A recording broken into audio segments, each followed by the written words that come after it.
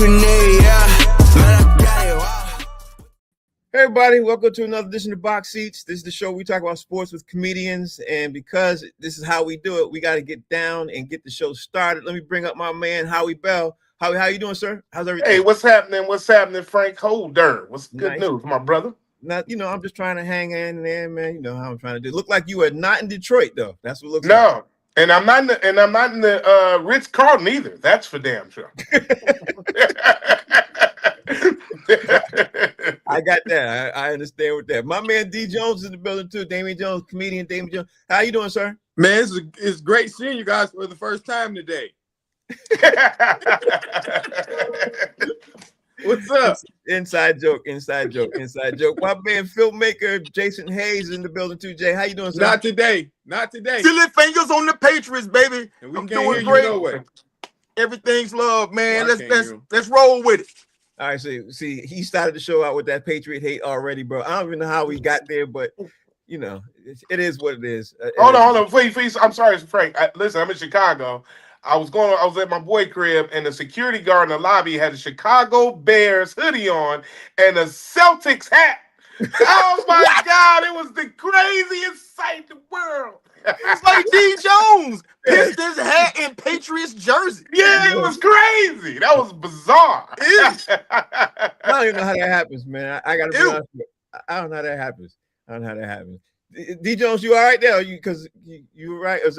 Yeah, he got stuck. Oh yeah, D Jones. Yeah, D Jones got stuck. Okay, D Jones, I see you. I had to add you in. All right, let's get ready to get this show started, man. We got to talk about Howie Bell. We got to talk about some of the biggest news that happened today. It just broke, Howie. The U.S. women's hockey team beat Canada in a crazy way. And honestly, it was an overtime. Megan Keller scored the winning goal. She beat Canada 2-1. It's the women's third gold medal in USA history. You know what I mean? So the women are making, the United States look pretty good this year. How are you feeling about that, Howie Bell? Yeah, man, and kudos to her, man. That making Black history during Black History Month. Right. Yeah, she's doing a really good job. Got me interested in hockey again. You know what I'm saying? Mm-hmm. Only time I was ever interested in hockey is because I'm from Detroit.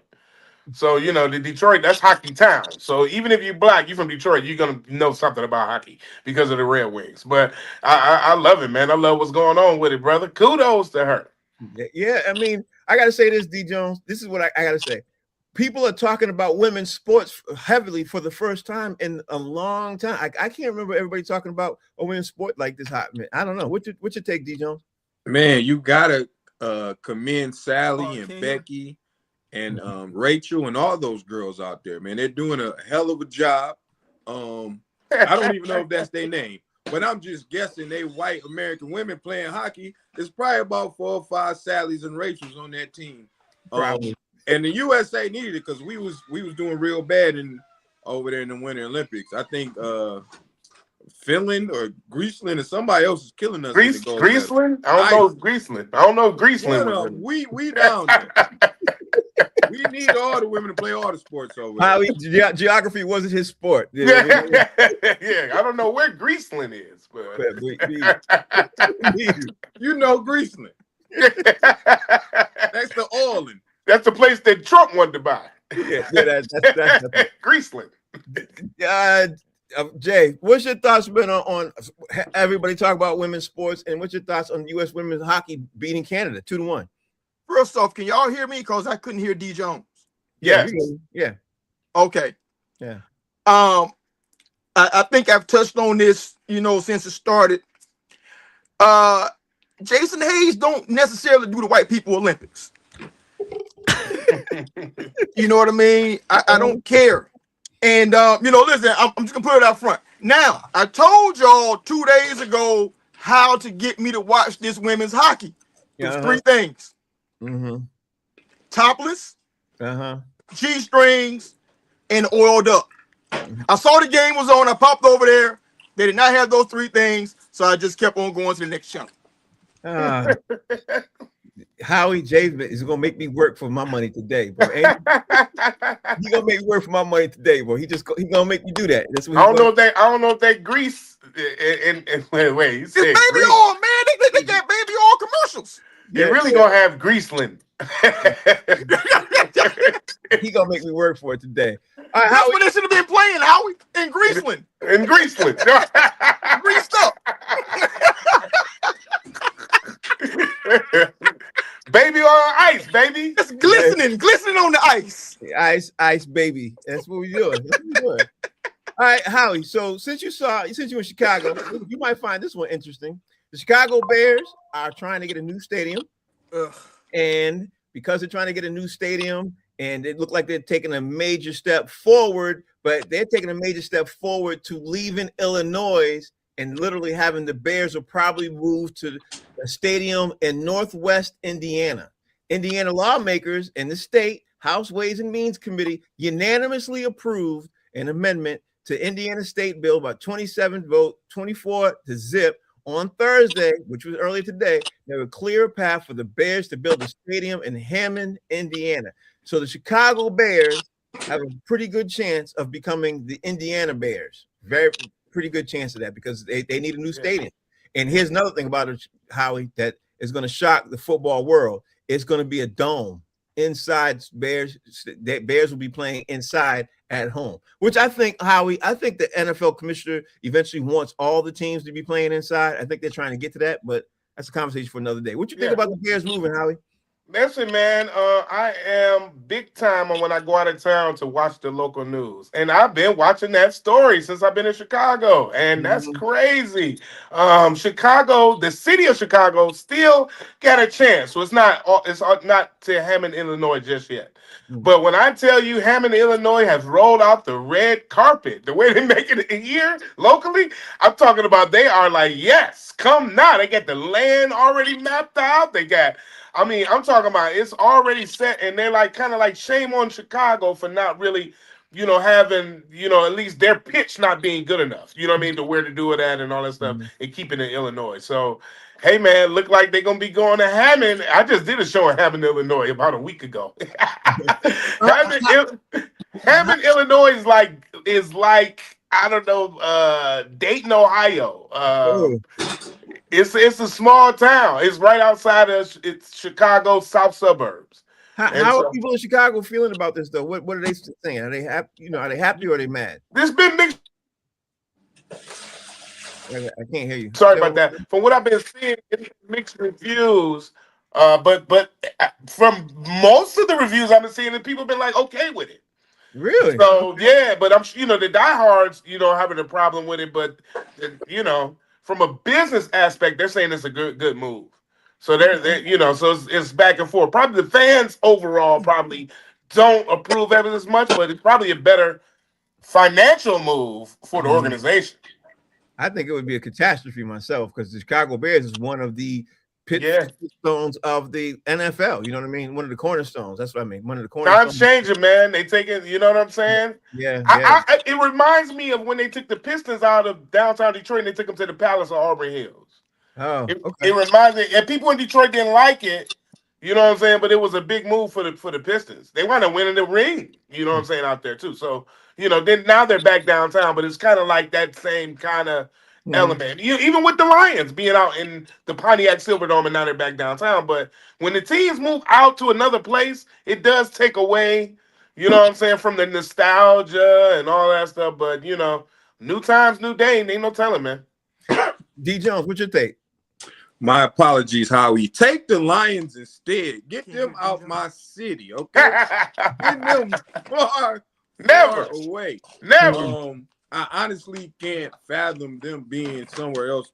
I've never been to that stadium, but I recently drove past. It's one of the dopest stadiums to see that I ever seen. It looks like a gladiator themed spot. You know what I'm saying? So, and that's Chicago. Chicago's one of the oldest franchises in the NFL. Am I right? Mm-hmm. Yes. Yeah. Yes. It's one of the founding teams. Like the Bears in Chicago is synonymous with one another. I can't see them leaving. That's crazy. Yeah, I can't see them leaving either. Jay, I don't know. Did you hear D Jones's response? I can't hear anything that D Jones says. Okay. Well, here we go. Let me see. D Jones bounced out. So maybe you might be able to hear him now. Anyway, Jay, what's your take on okay, D Jones said, what's your take, Jay, on the Chicago Bears potentially moving out? First off, you got to understand, you're talking to a guy who lives in this city where two teams play in a different state. Okay, the Jets and the Giants play in New Jersey. It's right across. It's literally right across the river. And from what I can see, you know, I put up on the map because I was like, where is Hammond, Indiana? Looking at it right there, man. I mean, the South Side Chicago people can save on gas money. Hell, it's right across it's right down the street. Right there. You know, I mean, it's sitting right there. But I just think that this is one of those situations where people need to understand where they say, you need to keep sports and politics separate. Right. You know, where I say that is balderdash. See, Frank, I got bigger words and curse words. It's balderdash. Right? I'm gonna show y'all my vocabulary now. Show me that Morehouse education, bro. Yeah, you know, I'm gonna let it breathe a little bit now. You know, there is no separation between anything in life. Everything is connected. So what you're seeing right now in Illinois and Chicago specifically, which is a blue state who wants to be fiscally responsible, they're saying we're not in the business of giving billions of dollars to private entities to build sports stadiums, of which only they benefit, and the, you know, in the city and state don't necessarily get their cut. Right? Now, on the other hand, you got Indiana, which is a deeply red state with no real commerce outside of Indianapolis. You know, like Northern Indiana is nothing. I mean, you know, when the steel mills closed down, they're saying we would do anything as a state to bring in some level of commerce, and we believe in paying for sports because, listen, I'm sure, you know, I mean, like how we said, they rolled out all the best people. I mean, they rolled out people, man, who only missing like 6 teeth to come out for this. Yeah. You know what I'm saying? All they prettiest girls. You know, to say, listen, man, you know, we want to do this. So this is an intersection of values. You know, where they're saying if you benefit from this as a private entity, you should at least be paying back into the city what you're taking. I mean, that's not what happens in these sports relationships. Yeah. Right. Indiana's saying we don't care about Indianans anyway, so come on over here. We'll give you what you want because we just want the spectacle. We want, you know, to say, look at us, Indiana hosts the Chicago Bears now. So yeah, I don't know how it's going to play out, man, but it is what it is at this point.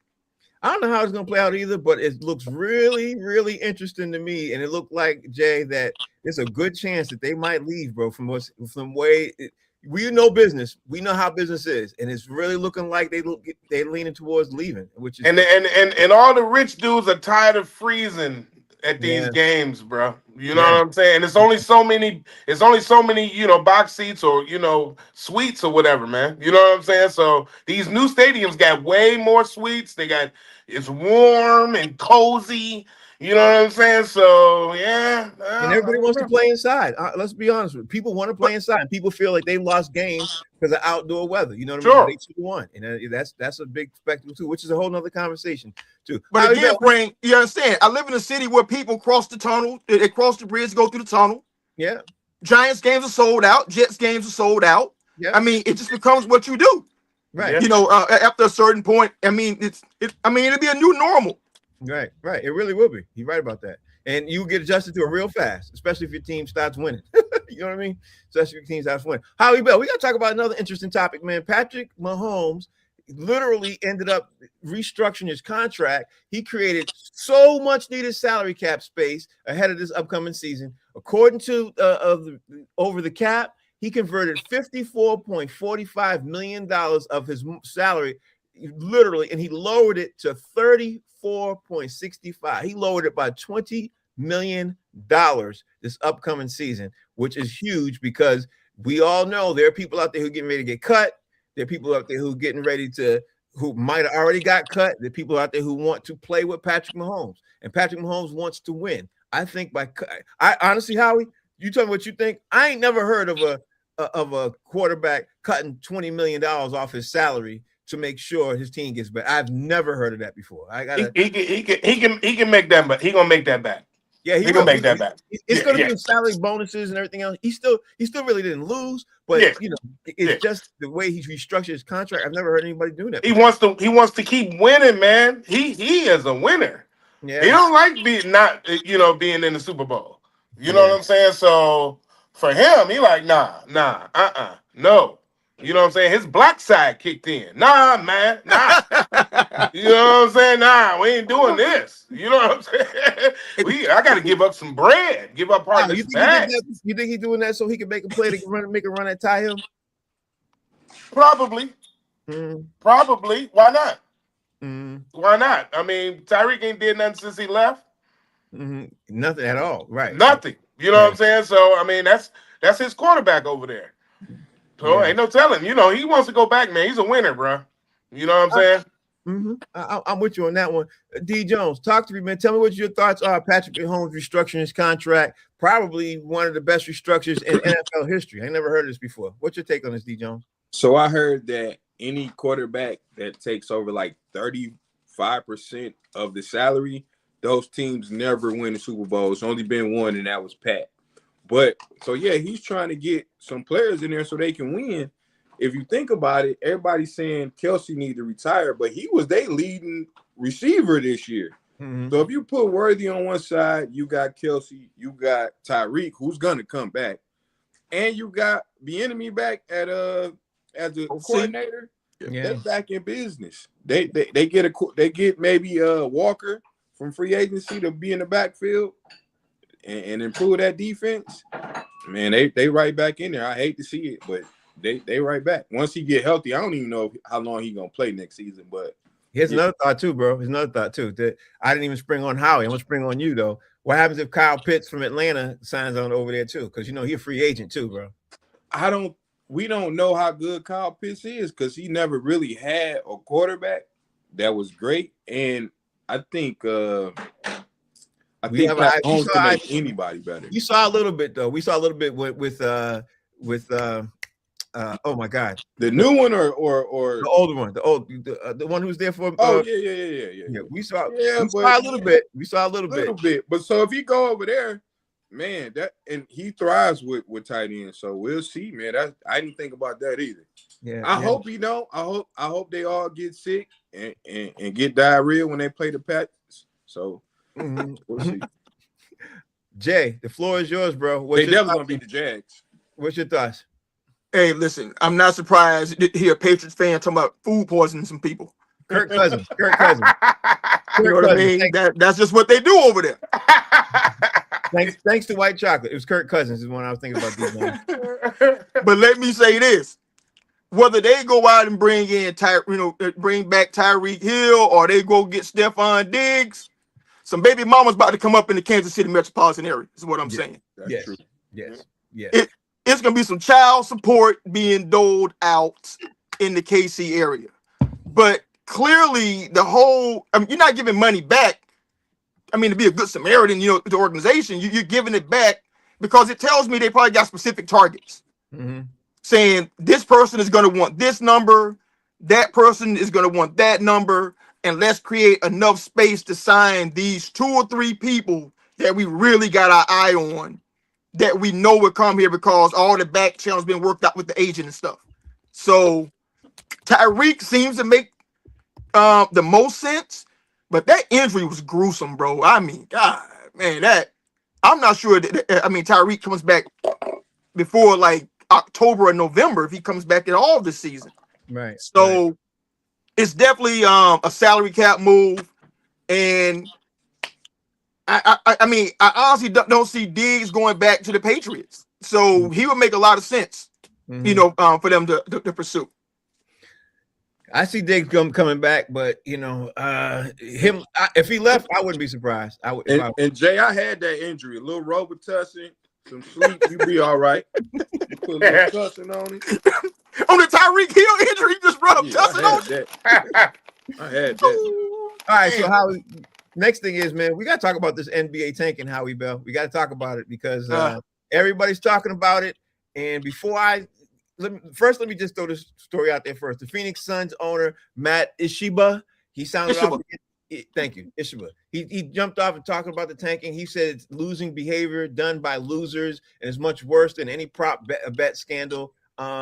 He's basically responding to the Yahoo Sports stories, talking about tanking. I want to talk about tanking in a second and how you would fix it. But first, what's your thoughts on one owner coming out saying literally it's for losers against tanking, and you got Cuban saying he's for it? You know what I mean? How where are you at on this tanking situation? And what's your thoughts about Phoenix Suns owner coming about it? You're saying against it.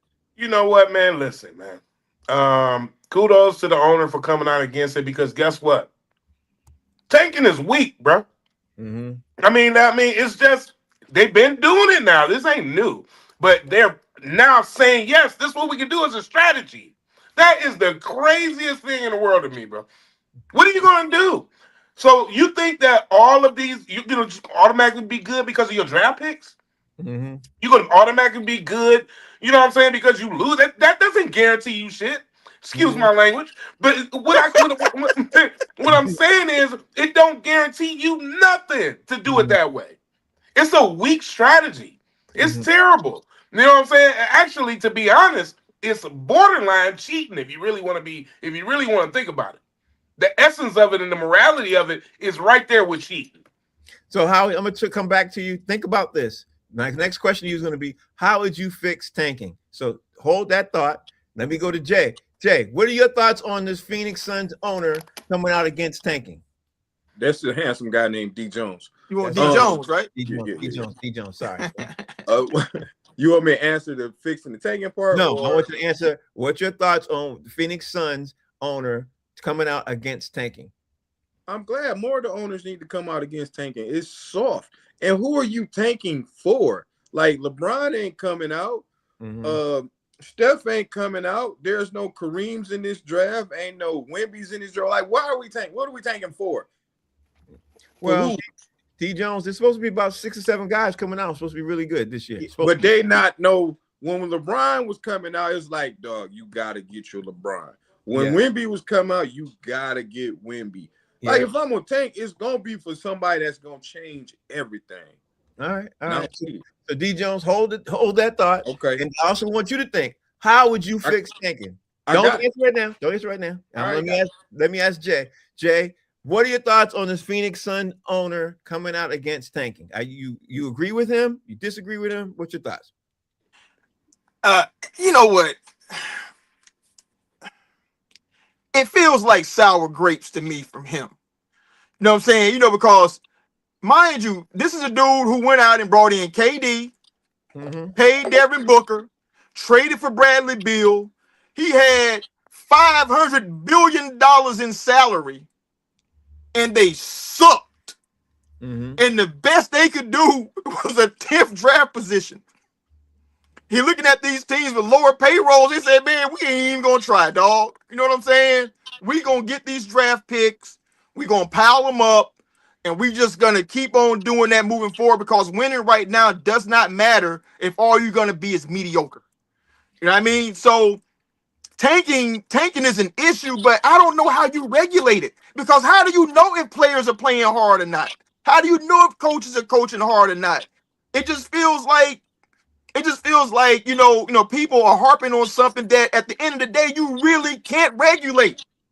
Well, there was an article that came out, and Jay, I need you to think about how you would fix it. There was an article I saw today on Yahoo Sports, and a guy, him and a couple of sports writers, they came up with a solution on how they would fix tanking. And I'm gonna circle back to that. But first, let me ask Howie Bell. Howie Bell, how would you fix tanking if you could fix it? If you are now the NBA commissioner, how you fix tanking? You know what? These DoubleTree cookies are incredible. They are, man. Yo, when I was in Philly, I used to go in the lobby like I was a stand there and just get like a handful of them things, man. What do you say about tanking when you got a mouthful of goddamn chocolate? Well, I'll tell you this. This is how you get this. How you don't allow a team to. Okay, you're right. You can't tell if a player ain't playing hard enough.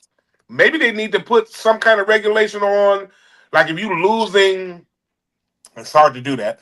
But if you're losing, and like if they feel like you're losing a certain amount of games egregiously, like maybe they got to put some kind of some kind of thing in there where okay, we know that this team is not a subpar team, but they lost 12 of their last 15 games towards the end of the season. Maybe that could be classified as tanking, and you could have some kind of penalty against that. So like at the end of the season or halfway towards the end of the season, you just see a team have a pattern of losing games, and they weren't at that pattern. Maybe you can penalize them for that. So maybe there's a way you can kind of regulate it. I don't know. Like Jay said, it's kind of hard to regulate it overall, but it's really still being a punk as a team. You know what I'm saying? They're going in there and trying to tank on purpose. Okay. For something that's not guaranteed. So I don't really know how to fix it, but maybe you can try to look at patterns of teams and the way they, All right, I'm gonna tell you what the writers said in a second. Let me see what these two other guys have to say about this. D. Jones, talk to me. Tell me how you would fix tanking if you was an NBA commissioner.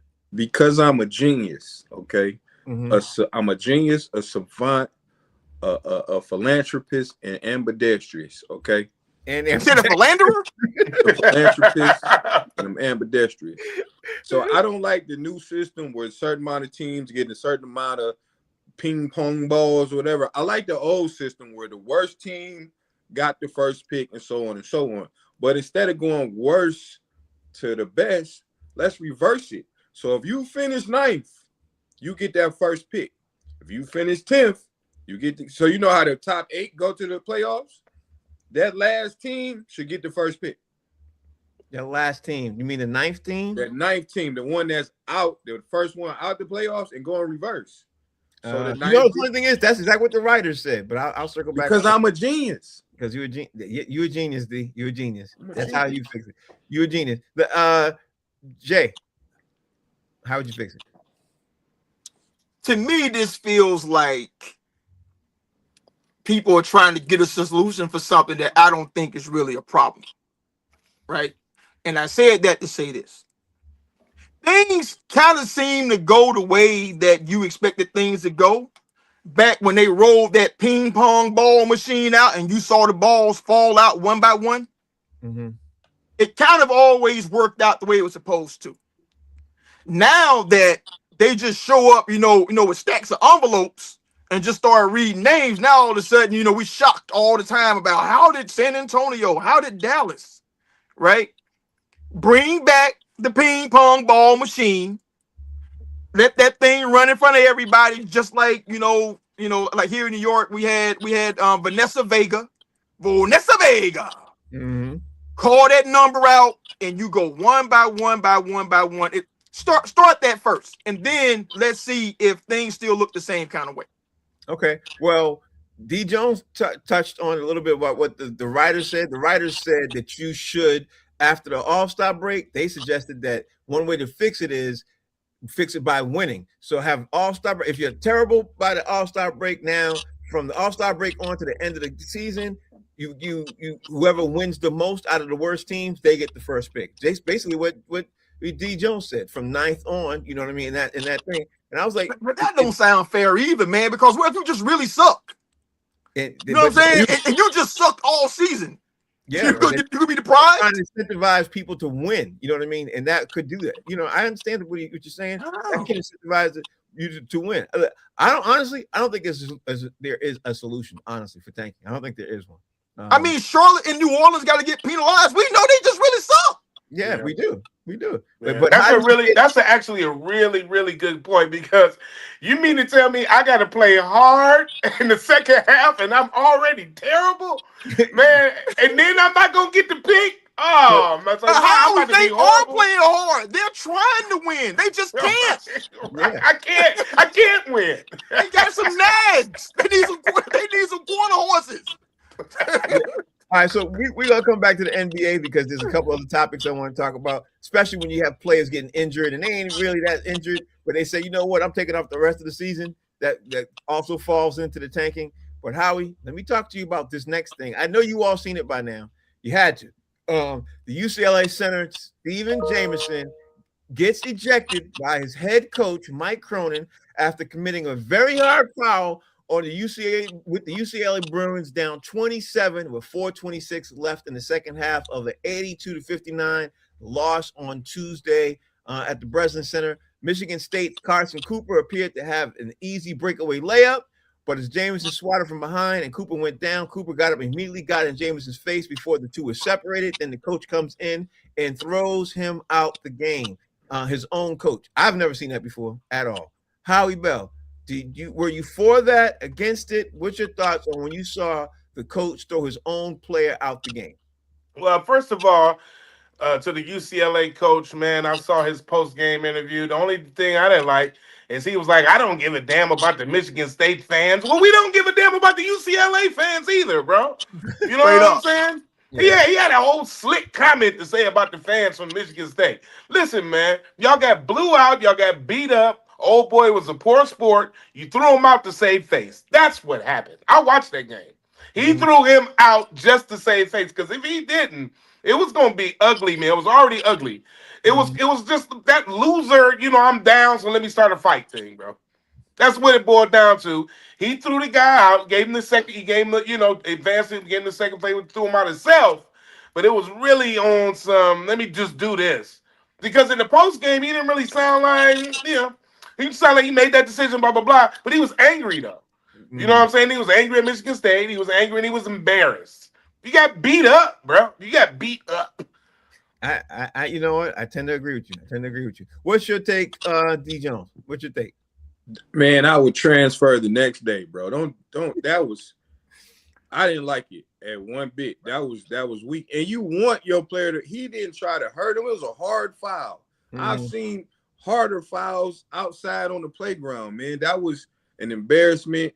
Maybe because Michigan State, Tom Izzo got a guard over there that's dirtied in the mud, and they don't do nothing to him. He be tripping people, kicking people. He a little Chris Paulish when it come down to that. So maybe he was trying to show Tom Izzo, man, this is how you handle dirty players. But my man wasn't dirty. He was hustling. Like, you can't, don't penalize your team or a player on your team for hustling, man. He wasn't trying to hurt him. He went for the block, and it's a foul. It was a hard foul. It wasn't flagrant. So I thought it was whack. I thought he was whack for that, man. And yeah, he got blew out by Michigan and Michigan State the same week. He probably was just about to cry. I know he was upset, that's for sure. What's your take on this, Jay? I'm gonna piggyback what D. Jones said. I played basketball, bro.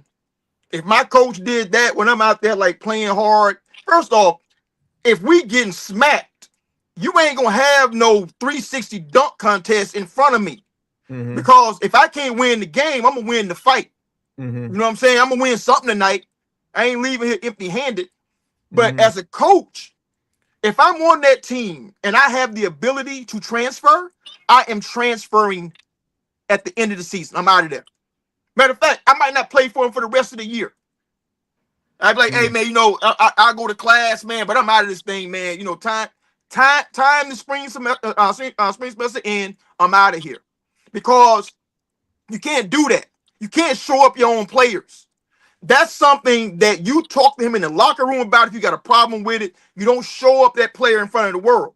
You know what I'm saying? Now, I looked at this dude, because I'm like, damn, who is that coach? I looked him up. Man, this dude only a year older than me, man. He looked like the Crypt Keeper. Yeah. Yo, this cat aging like milk on a hot summer day. God, dog, bro. So seeing how he looked, man, that tell me his insides ain't right, man. So, hey, all y'all transfer up. Man, leave that dude alone, man. I think if I was him, I would transfer too, man. Because honestly, at that humiliation, that's a humiliation level that you don't really see off at all. That's why I'm out of there, bro. Nah, I transfer out there if I'm him. Hey, Howie, what Kool-Aid used to say about bananas? You put them people on top of the refrigerator, they age like bananas. In Miami, in August, woo, with no AC. All right. So because we talked about tanking and because we talked about college basketball, the Sacramento Kings have two of their highest paid players, Domantas Sabonis and oh my God,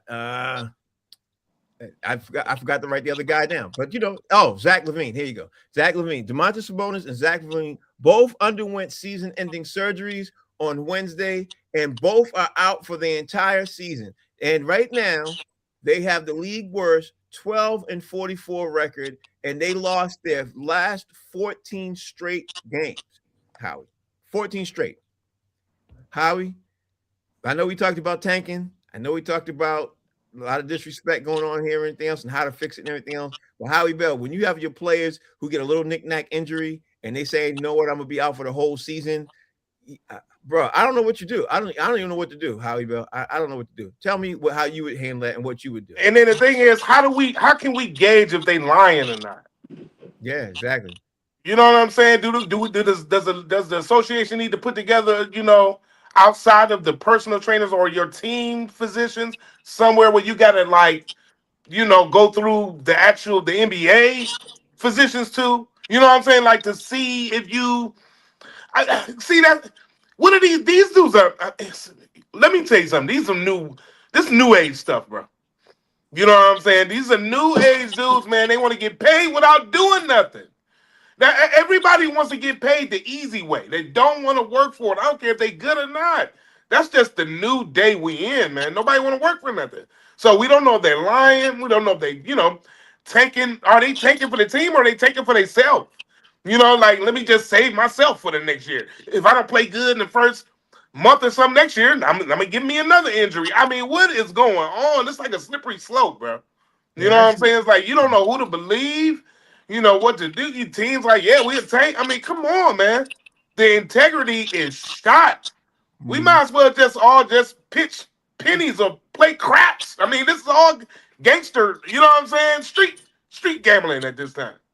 So here's the situation too, D. Jones. When you have Sabonis and LaVine, two of your best players that people bought tickets to see, people bought season tickets to see a long time, and they both shutting it down.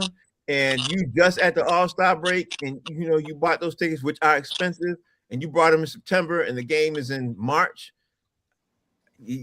Are you upsetting the fan base? How are you feeling about this, D. Jones? I think you bought 2 game packages wrong. Nobody buying season tickets to see them, Otis. Nobody now, that's for sure. You can season tickets you can trade for a pack of cools for season tickets out there, man. I actually like Sabonis. I thought he'd been hurt for most of the year. Yeah, so I tended to believe him. Zach is a little bit older as well.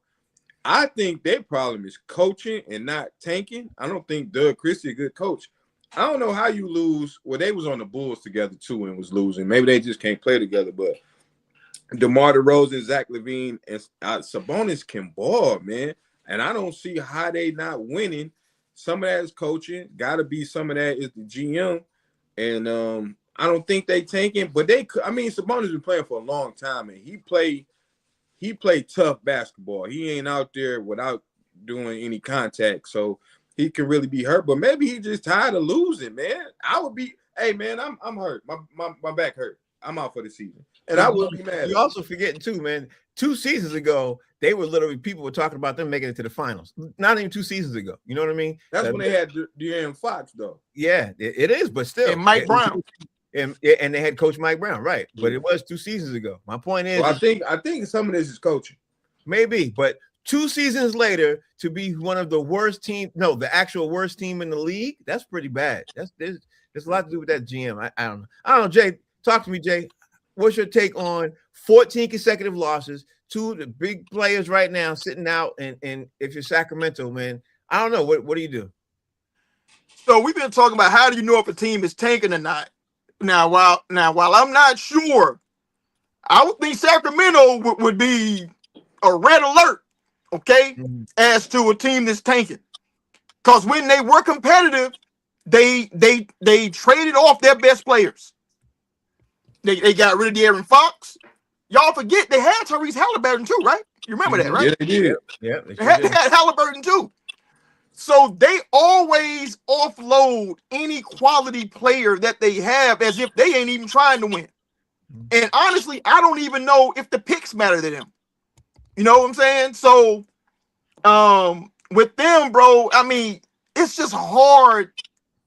it's just hard to like definitively say anything about what anybody's doing other than Sacramento to me, man. Because I mean, every time they're good, they offload the person, and the only way to absolutely make sure that the player is hurt is have Anthony Davis on your roster. Because you know he hurt. Listen, that's the only team that will be exempt from like any allegation of taking. point shaving, any of that. If Don't Anthony do- Davis don't is on do your Embiid. roster, hey dog, you down for real. Don't take Embiid and Kawhi out of that. Oh Yeah. no, man, no question. Nah, not at all. Not at all. Not But at all. AD next level, D Jones. Yeah, he is. He is. Howie Bella, next topic up, man. We got to talk about this LaMelo Ball car accident in downtown Charlotte, man. Damn. And I've been trying to piece it together. Howie, you know, I saw a couple of videos and everything else. It looked like he jumped out the car and jumped in another car. You know what I mean? And he, according to the NBA and reports like that, he's not that injured and everything else. But there are a lot of people who are upset about this car accident he had with the Hummer in downtown. I even saw a video of it actually look like, when it happened live. What's your take on this, Howie Bell? LaMelo Ball gets in the car accident, jumps out the car, and then jumps in another car and kind of leaves the scene. I'm not sure if he actually left the scene. Did he hit something? Or Yeah, he hit another car. It looked like the car was parked from the angle I saw, but he did have a car accident, and that could be a major issue later on. I didn't see no charges filed, nothing. I'm scratching my head with this one, man. Oh, that's got Hennessy written all over it. I can guarantee you that. Yeah, that's got something Don Julio, Belvedere. You know what I'm saying? You jumped out to jump in another car. You didn't want them to catch you drinking, bro. That's all that I can think of, because there's no other reason for him to do that. You know what I'm saying? I mean, he was doing something he wasn't supposed to be doing, which was more than likely drinking. So, and that's another thing. I don't know why these dudes keep driving themselves. Why do they keep driving themselves? I just can't. You got all the money in the world. You can get luxury sprinters and all kind of people just to drive you. You just want to drive your car. That's all they want to do. They just want to drive their own car. And I get it. Trust me, I'll be on the road. I'll be like, man, I just want to get in the car and drive. So I get that. You know what I'm saying? But damn. But Howie, most of them been poor their whole life, and they want to floss, bro. They want to floss. Yeah. And when you got a Hummer, you gonna floss. You know what I mean? Like, you gonna floss. But LaMelo Ball ain't necessarily been poor though. You know what I'm saying? He's solid middle class. That's true. That's He's solid middle class, Jay. Yeah. So he know a little bit. He ain't that, you know what I'm saying, out the loop of money. He a different kind of floss. He want to floss with his own money because it's his own. That's that kind of floss. Yeah, you know what I mean? Daddy didn't give it to him. You know what I mean? There's that too. So, we all know those kind of people like that. D Jones, what's your take on this whole situation? Was he by itself, or was it some come on and go with me? Was it a little Teddy Pendergrass going on? He had Divine Brown in the car. What you trying to say? Could have had a little Teddy Pendergrass going on, and you never know. But Howie was right. It was something he ain't want nobody to know going on. Yeah. You just jump out and flee the scene of an accident. It was either a little bit of or a little bit of or a little bit come on and go with me. Yeah, RuPaul in that thing, baby. You can't be rolling like that. Yeah. They have Ru in the front seat. Turn them off. You don't know. Jay, talk to me, man. What's your take on this situation? Oh man, listen. So I pulled the I typed in it real quick. Do you know that he had his Hummer with a specialized paint job of camouflage? Yep, camouflage. It's like Desert Storm brown with doo-doo specks. Mm-hmm. That's right. So any dude that that paints his everyday car a military color, telling you he's running everything over in the road, bro. That's a mentality pick there. But to think about it, it's fishy. I mean, I'm like Howie. I mean, it sounds like, because when there's an accident, if you're inebriated, the first thing they're gonna do, breathalyzer, or you got to give blood, and then everything escalates. So it's almost like one of the things where where they say it's better to ask for forgiveness than permission, because it's better to be suspected of being drunk than actually getting dinged for being drunk. You know what I mean? So It is what it is. I mean, he's a young boy, man. Tens of millions of dollars in his pocket. This is what they do. He in Charlotte. What else he gonna do in Charlotte? I agree with you 100%. All right, the next topic, we got White Chocolate is joining us, and he's gonna jump in on the next topic. White Chocolate, I hope you're doing well. Everything good over there? I'm good, guys. How you doing? All right. So this is the next topic, man. And former Massachusetts Governor Charlie Baker is now head of the NCAA. He is talking about Howie Bell trying to expand the NCAA tournament as early as next year. He was non-committal when he was asked, but people are in the mix. They're thinking about expanding it right now to 76 teams.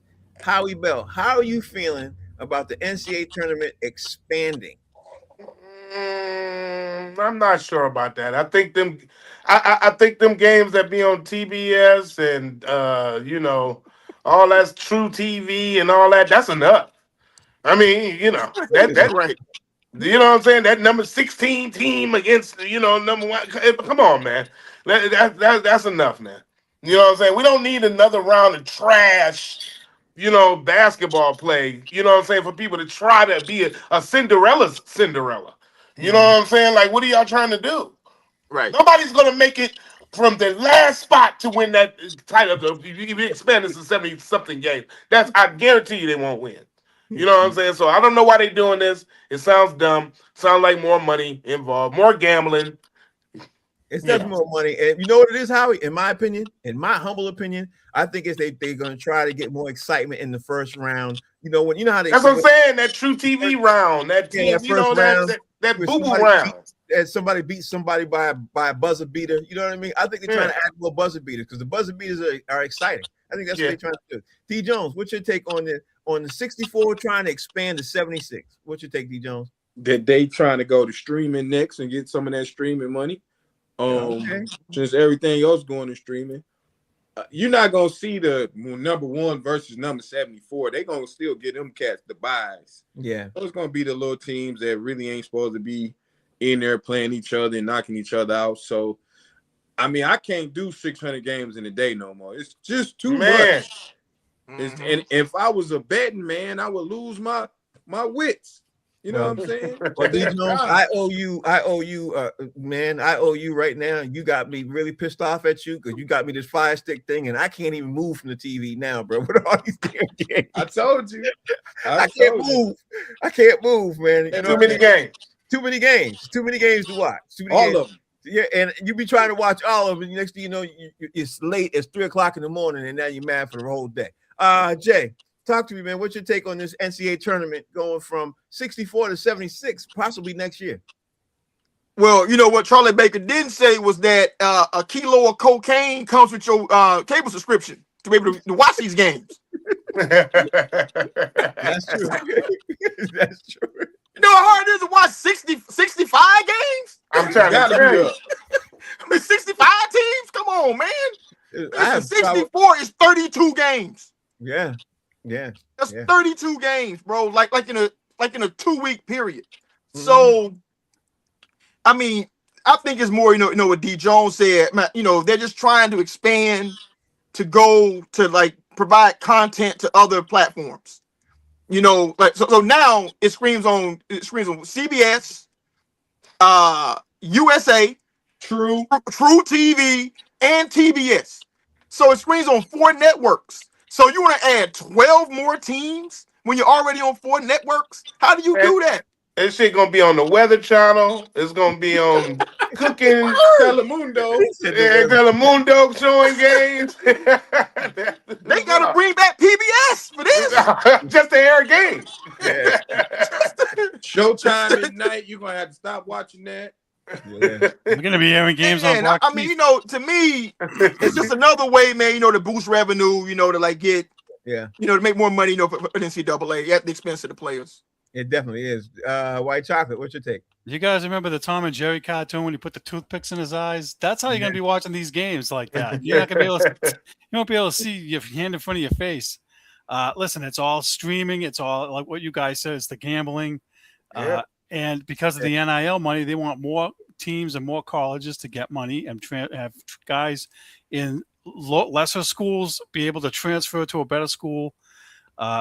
And so I'm obviously not a fan of adding more teams, but maybe what they should do is they could have it so that those 12 teams are playing for like the last 4 spots, 60 through 64. That's not a bad idea. I can see that. That's not a bad idea. I like that idea. Howie Bell, the next topic story is, I don't know if you saw this one, Howie, the Australian sports presenter, her name is Danica Mason. She had to apologize about 3 hours ago. She was drinking alcohol before Channel 9's Today Show or live Winter Olympics broadcast, and she was slurring her words so bad that somebody had to come in and take over what she was doing and then start making the announcements and stuff that was going on in Australia, because she was, obviously broadcasting live to Australia's audience. So somebody took over for her and everything else, gave her a cup of coffee, and they still, she's still going to have her job. She's still going to do what she did, but she went on the air, Howie Bell, and she was plastered. She could not finish. And if you happen to see the video, which I want you to look at after we get off, you'll see that you couldn't even understand when she started talking. It was hilarious. But what's your take on a sports reporter going live on the air, literally drunk? What's your take? Hey, look, what time of day was it? That's my first question. 5 o'clock somewhere. 5 o'clock somewhere. Dude, oh man, that's hilarious. Yeah, hey man, she was having fun. She probably was partying the night before. You know what I'm saying? It's the Winter Olympics, they cold, so they drinking all that good whiskey. Yeah. And hey man, that's what she did. Nothing that ever happened to her. She'll be back. She'll be fine. Now, had that been me doing that, I would have been fired on the spot. That day, they'd have drugged me out of there, never to work again. But I the last person I saw plastered on TV like that, real talk, was Don Lemon. He was hosting us like New Year's Eve on CNN or something like that. He was trash. He was wet, bro. What was the Jets QB recently? He Joe Namath. He was plastered. Joe Namath was plastered lately too. That was creepy though. Yeah, it was, but he was still plastered. I was like, dude. Yeah, so it's they're human beings, man. You know what I'm saying? It's only so much, what they can do, Yeah, you know what? If you're drinking in the air and the person asks you to be on the air in Joe Namath situation, you need to be fired. You could tell he's plastered. Right. You know what I mean? But she was working, Howie. She was working, and she got plastered. That's why I want to ask you, D. Jones, what's your take on this, bro? How you feeling about a sports reporter broadcasting to the entire country? Well, first of all, they ran out of condoms over there. That's crazy. It's more than just drinking going on over there. Secondly, it's a pipe laying. It's terrible. Is that a true story? Yes. How many condoms was it? Thousands. They're out of them. 10,000 condoms. They ran out in 3 days. What? Oh my God! No lie. How we know? What? They ran out of 10,000 condoms at the with all the athletes are staying. At least they protecting themselves. Yeah, they got more than one sport they judging on that. Or they was protecting themselves. Lord. It sucks that one person was drunk, because it's better than one drunk. 2. Can you imagine 2 of them over there? And they coming down the lots right now. Oh, she tripped, she fell. Get up. I will watch that all day. Oh, hilarious. It's true. Jay, what's your take? My take is to go through 10,000 condoms in less than 2 weeks, man. We're giving out medals for the wrong events. Right, that's what I'm saying.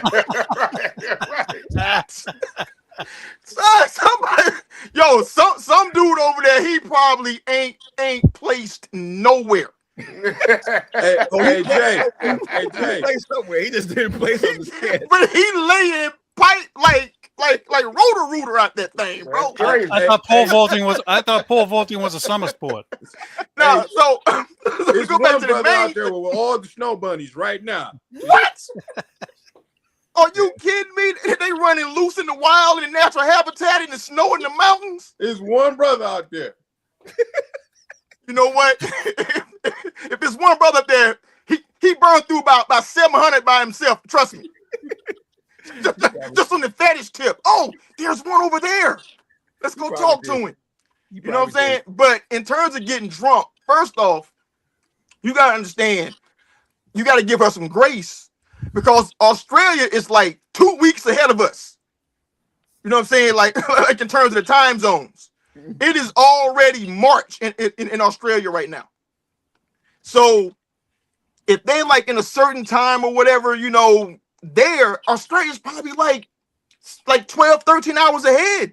So Yeah. to her, Yeah. it was just like, I mean, a nightcap for her. You know what I'm saying? But then you can't tell me that you surprised that a white girl got white girl wasted covering the White Olympics.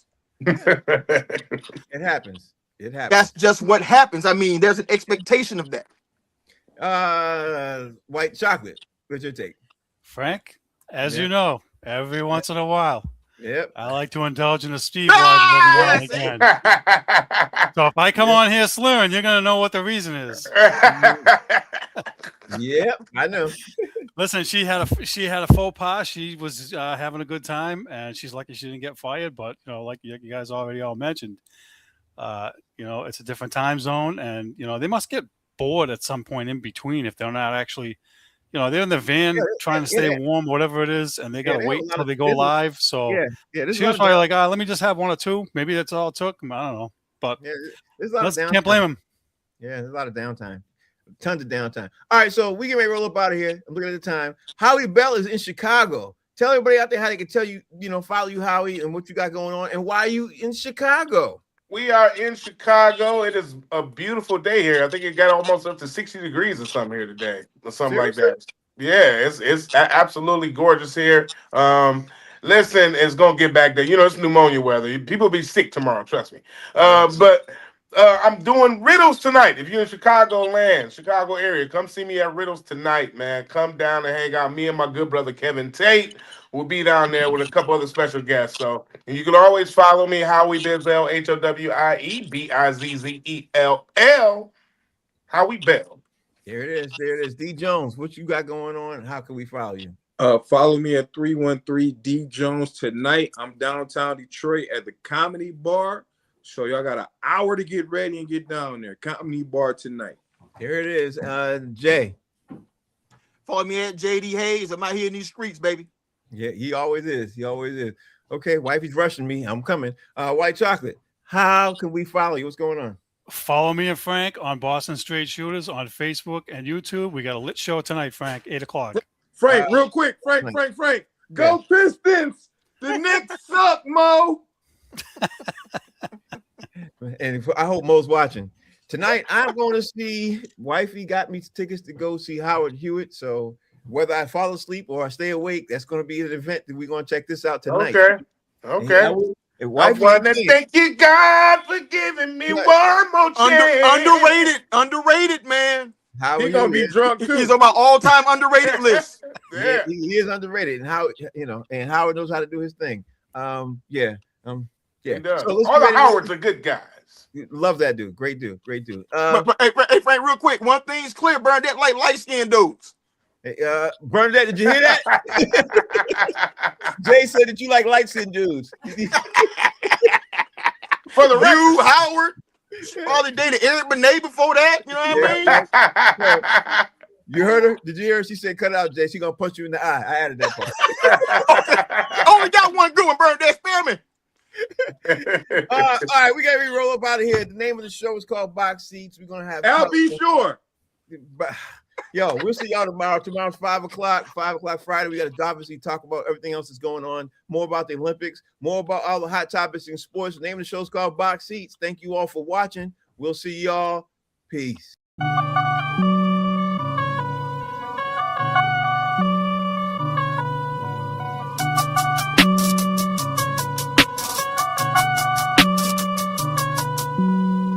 Hey, what you need, yeah.